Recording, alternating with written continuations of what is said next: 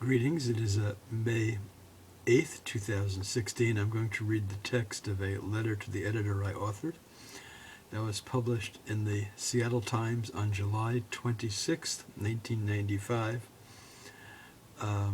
which addressed the Seattle Art Museum and the destruction of Seattle's greatest architectural treasure, the Music Hall, a few years earlier. And the letter to the editor was captioned "Artistic Heritage. Put music hall pieces on top of Seattle Art Museum." And after I read the text of the published letter, I'm just going to mention a couple of postscripts all these years later. Kudos to the editors and the staff writer and photographer for the July 12th story on John McFarlane, the building wrecker who had the good grace, to his own economic disadvantage, to save priceless and major pieces of the late music hall theater, our now lost greatest architectural and artistically embellished building. What to do with all those fabulous giant urns and other pieces? The city, in cooperation with the Seattle Art Museum, Seattle Arts Commission, and other principal parties to our civic, corporate, and political leadership, can now atone for their inglorious sins and transgressions in allowing the music hall to become a parking lot by buying all of those pieces and placing them, where else, on the top and facade of the Seattle Art Museum's First and University building. Not only would this repay Mr. McFarlane for his far-sightedness, but it would change the exterior of the museum from one of the most unpopular architectural works downtown to one of true eclectic greatness.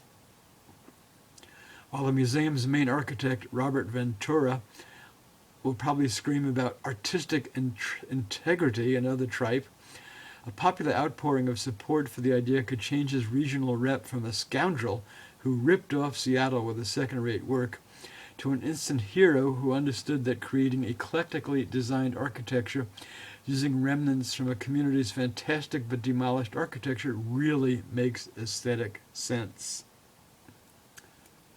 Kenneth Akiva Segan, Seattle. So a couple of postscripts. The parking lot, which is what was there for some years after the musical was demolished, eventually did become the businessman's hotel that Clise, the family member of the Clise family, realtors, which owned the music hall and which oversaw its destruction. Well, they eventually did build a hotel on the site, which was before the destruction of the music hall, which Clise touted as a businessman's hotel. As far as the giant urns that had been on top of the music hall, they actually did, city did place them just on the edge of downtown in a dog walker's park between, actually it's just, I think, on the west side of I-5, which kind of snakes through the city downtown. There's a dog walking park right off of Pine Street, I believe. Not Pike, but Pine. So at least they're there, if not on top of Sam. The other part of Sam downtown that caused a whole uproar among the public at the time was the Hammering Man. And I remember sometime probably within the first year or months of its installation, I have to look up the name of the artist who did it. Some people painted graffiti on it, which actually enhanced it a great deal.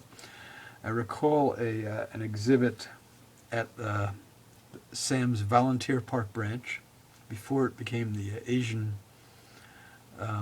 Museum section of Sam's collections.